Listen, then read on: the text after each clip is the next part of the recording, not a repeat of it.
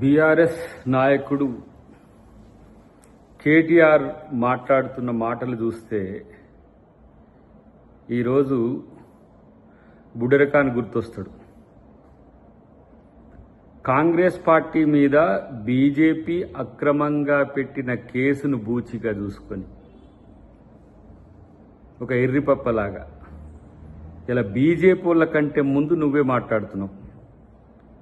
ఇది కాదా సాక్ష్యం? బీజేపీ నాయకుల కంటే బీఆర్ఎస్ నాయకుడు కేటీఆర్ మాట్లాడడం అనేది బీజేపీ తొత్తుగా బీఆర్ఎస్ మారిందని చెప్పడానికి ప్రత్యక్ష ఉదాహరణ. అవినీతి గురించి మీరు మాట్లాడుతున్నారు. బీఆర్ఎస్ వాళ్ళు తెలంగాణను దొంగల దొడ్డిగా మార్చిన దొంగలు మీరు, మీ కుటుంబం మొత్తం. ఎలా రేవంత్ రెడ్డి గారి మీద కామెంట్ చేస్తున్నారు.